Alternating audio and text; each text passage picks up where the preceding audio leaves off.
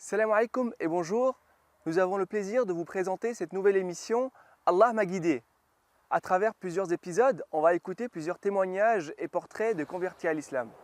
Ces personnes à la base sont issues d'une famille non musulmane et suite à un cheminement plus ou moins long, elles ont décidé d'embrasser l'islam, cette religion de soumission au créateur des cieux et de la terre. Aujourd'hui, nous allons écouter Baptiste, ce Parisien de 33 ans qui disait qu'il n'allait jamais se convertir à l'islam. Et suite à des événements dans sa vie, Baptiste a pu voir la vérité, car en réalité, c'est Allah qui a guidé son cœur.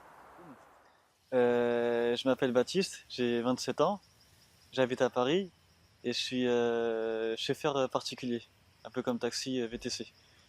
Ouais, donc j'habite à Paris. Donc, je suis un converti depuis quelques années déjà, donc depuis à peu près 15 ans. Tout début, ça a commencé par...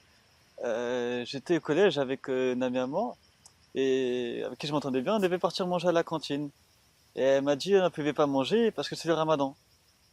Et moi j'ai dit écoute, moi je vais pas les manger. Parce que j'ai dit écoute, je vais pas les manger et revenir te voir. J'aurai pas la conscience tranquille. Elle m'a dit si, il faut que t'ailles manger, etc. Tout. J'ai dit non, c'est pas possible, j'aurai pas la conscience tranquille. J'ai dit écoute, c'est quoi, pendant tout le mois du ramadan, je vais pas manger le midi. Juste, je mangerai le week-end à la maison, bien sûr, et le matin, je prendrai mon petit déjeuner normalement. Elle me dit d'accord, donc après on commençait à parler de religion, etc. Et elle m'a dit comme quoi Namia s'était converti à l'islam.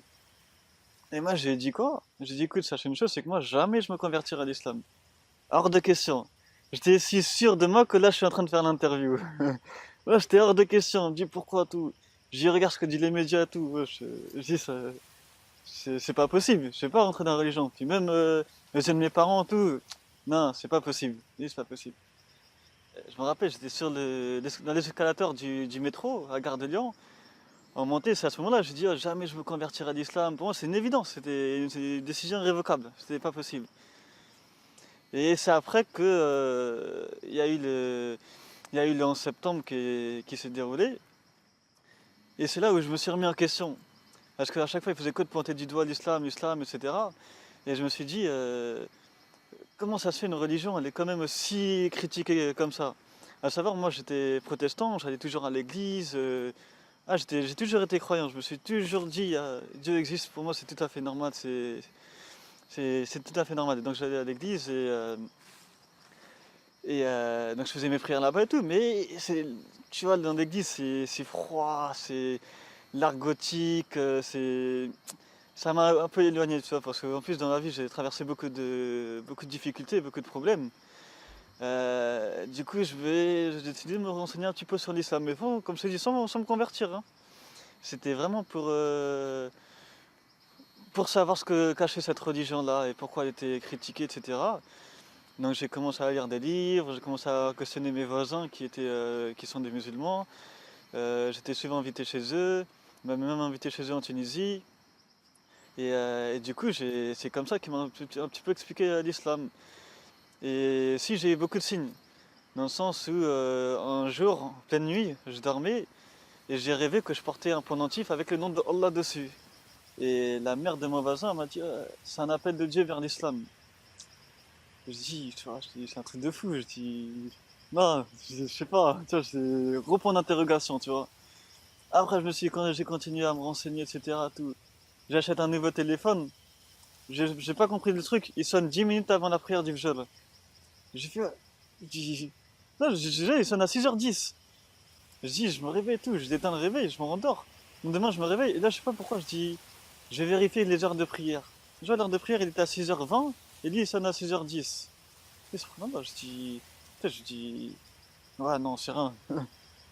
Tu vois, et ensuite, du coup, après, je me dis, bon, quand j'ai commencé à lire le Coran, etc., et ça m'a rapproché un petit peu, tu vois, je me suis rapproché parce que je me suis dit que, vu que j'ai traversé beaucoup de difficultés dans ma vie, j'ai des échecs scolaires, etc., et du coup, j'ai voulu attendre le déclic. Je me dis, écoute, Allah, si tu veux que je me convertis à l'islam, montre-moi un déclic, montre-moi un signe. C'est le fils de ma nourrice. J'ai appris qu'il était décédé. Allez, l'armo, tu vois. Malheureusement, il s'est fait assassiner et tout, tu vois. Au moment où je voulais me convertir, je dis non, je dis là, ça m'a refroidi, tu vois. Et j'ai voulu attendre un petit peu. Je comprenais toujours pas. 3 semaines après, c'est ma meilleure amie d'enfance qui est décédée, elle a yarham, tu vois. Elle était là lorsque mes parents ont divorcé, et c'était mon soutien, tu vois. Et j'ai commencé à péter un plomb, tu vois. J'ai commencé à devenir dingue. Et j'ai commencé à réfléchir, à réfléchir. Et c'est après que je me suis fait ma propre opinion. Mais je me suis dit, ces morts-là, je vais les prendre pour des signes. Je vais les prendre pour des signes. Je vais dire pourquoi? Parce que dans cette vie-là, on n'est que de passage. Cette vie-là, c'est qu'un test, c'est un examen. Et voilà. Et c'est après que j'ai décidé de shahad. Et ça, j'avais 13 ans. J'avais 13 ans quand j'ai compris que cette vie-là n'est qu'un test, n'est qu'un examen. Ouais. أن العطايا حفظ وأين واكتساب فمبارك طبتم وطاب غراسكم ودعتم خير المراتع باحتساب فلتخبروا من بعدكم من زاركم أن العطايا حفظ وأين واكتساب فمبارك طبتم وطاب غراسكم ودعتم خير المراتع باحتساب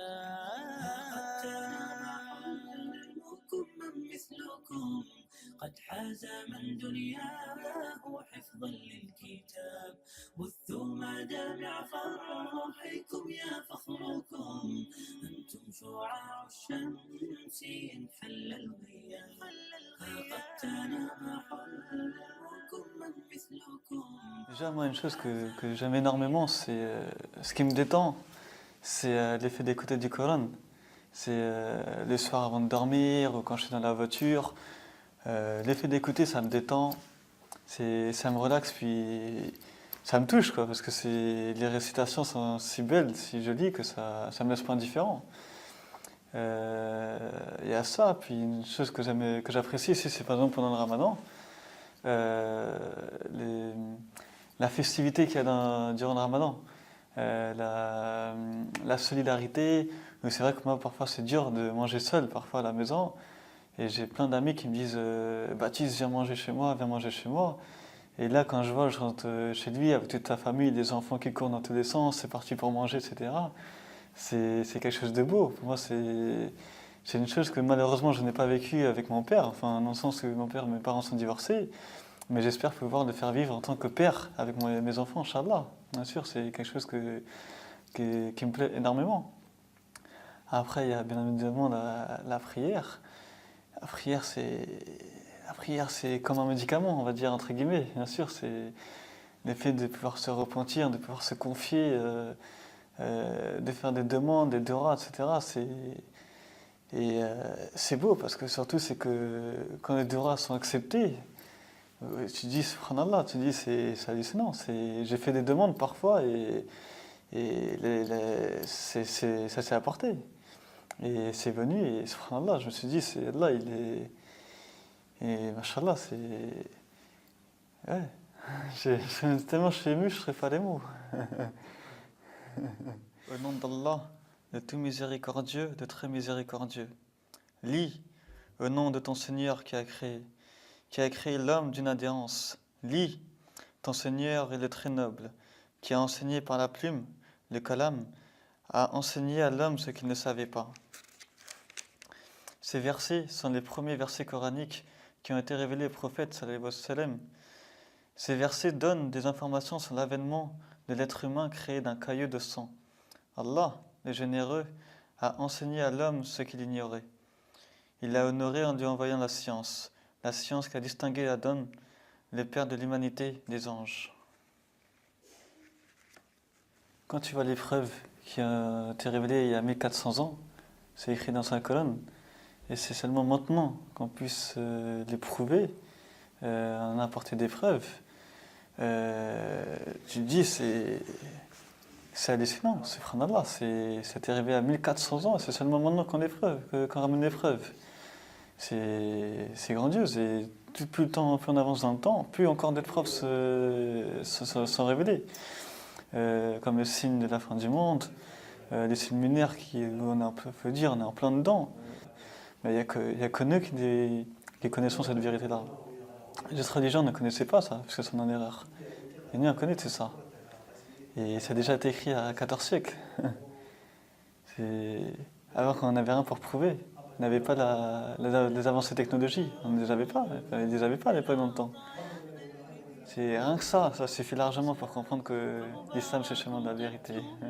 وطاب غراسكم ودعتم خير المراتع باحتساب فلتخبروا من بعدكم من زاركم أن العطايا حفظ عين واكتساب فمبارك طبتم وطاب غراسكم ودعتم خير المراتع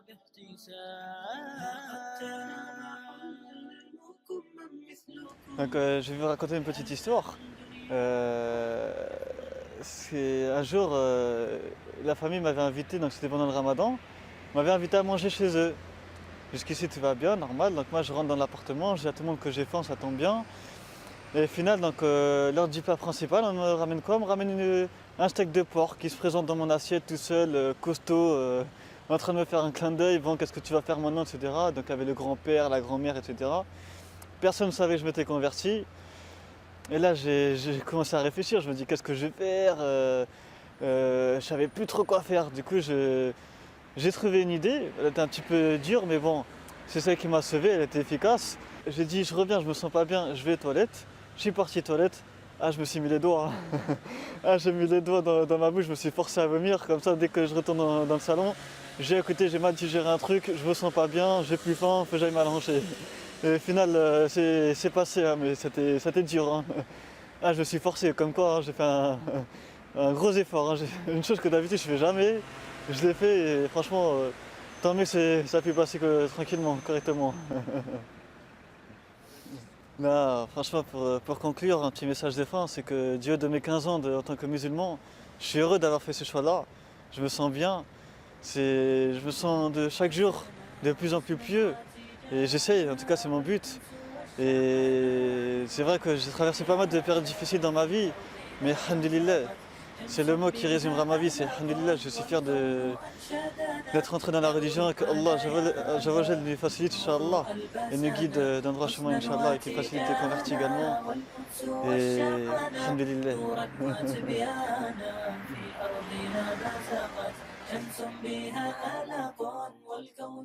Alors voilà, nous arrivons à terme de notre émission pour aujourd'hui. Merci de nous avoir suivis et à très bientôt pour un nouvel épisode d'Allah m'a guidé.